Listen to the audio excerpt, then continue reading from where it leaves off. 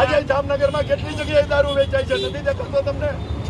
દારૂ વેચાય છે, ડ્રગ્સ વેચાય છે, ઇંગ્લિશ વેચાય છે, લઠ્ઠો વેચાય છે, ભાજપના ચાલુ કોર્પોરેટરના સગા સંબંધીઓ વેચે છે. કેમ નથી દેખાતું તમને લોકોને? દારૂ વેચાય છે, ડ્રગ્સ વેચાય છે, ઇંગ્લિશ વેચાય છે, લઠ્ઠો વેચાય છે. દારૂ વેચાય છે, ડ્રગ્સ વેચાય છે, ઇંગ્લિશ વેચાય છે, લઠ્ઠો વેચાય છે. દારૂ વેચાય છે, ડ્રગ્સ વેચાય છે, ઇંગ્લિશ વેચાય છે, લઠ્ઠો વેચાય છે. ભાવનગરમાં થયેલ લઠ્ઠાકાંડમાં અનેક લોકોએ જીવ ગુમાવતા અનેક પરિવારો વિખેરાઈ ગયા છે. ત્યારે રાજ્યમાં શરાબના ગેરકાયદે વેપલા અને ભેળસેળયુક્ત જીવલેણ શરાબનો મુદ્દો ગરમાયો છે. આજે કોંગ્રેસ દ્વારા આ મુદ્દે જામનગરમાં લાલ બંગલા સર્કલમાં વિરોધ પ્રદર્શન અને ધરણા કરવામાં આવ્યા હતા, જેમાં દેશી દારૂના પ્રતિકરૂપ કોથળીઓમાં પાણી ભરી નાટ્યાત્મક વિરોધ કરવામાં આવ્યો હતો. આ તકે પૂર્વ સાંસદ વિક્રમભાઈ માડમ દ્વારા સરકાર પર આકરા પ્રહારો કરવામાં આવ્યા હતા. તેમજ જામનગરમાં દેશી વિદેશી શરાબ ઉપરાંત ડ્રગ્સનો પણ વેપાર થતો હોવાના આરોપ લગાવતા ખળભળાટ મચી ગયો છે. તેમણે પોલીસની મીઠી નજર હેઠળ જ બધું ચાલતું હોવાની વાત કહેતા સુરક્ષા તંત્ર ઉપર પણ સવાલો ઉઠાવ્યા હતા. હવે તો જ્યારે જોઈ ત્યારે 200, 500, 1000, 2000 ટ્રકના ટ્રક ઉતરે છે. ક્યાં સુધી સરકાર આંખો વીંચીને બેસશે?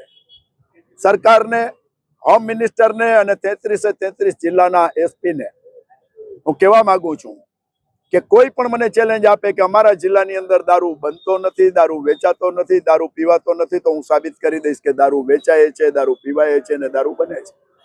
કેમ તમને ખુલ્લમ ખુલ્લા આ બુટલેગરો દેખાતા નથી? આ દારૂ પીવડાવીને વૃદ્ધ માતા પિતાનો એકને એક દીકરો મરી જાય, નાના બાળકોનો બાપ મરી જાય, બેન વિધવા થઈ જાય, આની પીડાઓ દેખાતી નથી?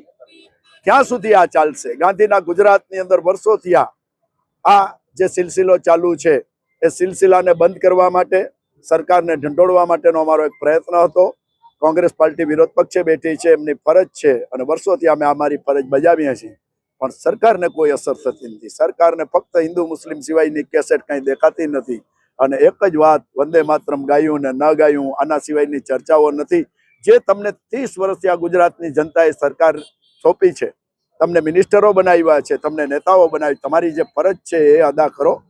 કાંઈક વિધવા બહેનોના આશીર્વાદ તમને મળશે, કાંઈક નાના બાળકોના બાપની છત્રછાયા ગુમાવી છે એમના આશીર્વાદ મળશે, કાંઈક વૃદ્ધ માતા પિતાનો એકનો એક લાડકવાયોમાં મરે છે એમના આશીર્વાદ મળશે. તમે તમારું કાર્ય કરો, બાકીનું આજે અમે પ્રતિક રૂપે પાણીની બોટલો રાખીને જેમાં પાણી ભર્યું હતું, દેશી દારૂ ખુલ્લમ ખુલ્લા જામનગરથી માંડીને આખા ગુજરાતના 33 જિલ્લાઓમાં વેચાય છે, બને છે. દેશી દારૂ છે, ઇંગ્લિશ દારૂ છે, હોમ ડિલિવરી છે, જે જોઈએ એ મળે છે, એ દેખાડવા માટેનો અમારો પ્રયત્ન.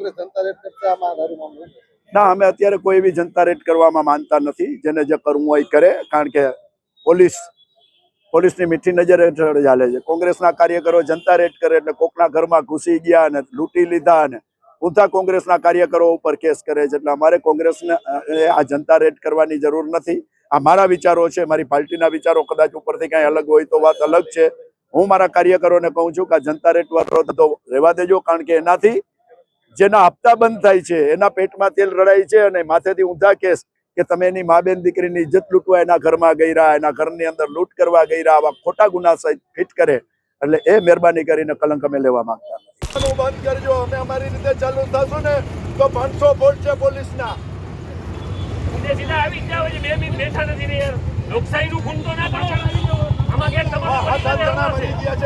પરિવારો મરી જાય છે, એને પકડો ને, જેને પકડવાના છે એને.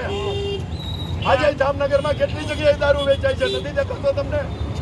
દારૂ વેચાય છે, ડ્રગ્સ વેચાય છે, ઇંગ્લિશ વેચાય છે, લઠ્ઠો વેચાય છે, ભાજપના ચાલુ કોર્પોરેટરના સગા સંબંધીઓ વેચે છે.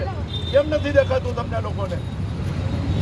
સચોટ સમાચારો સૌથી ઝડપી મેળવવા માટે અમારી ચેનલને સબસ્ક્રાઇબ કરો.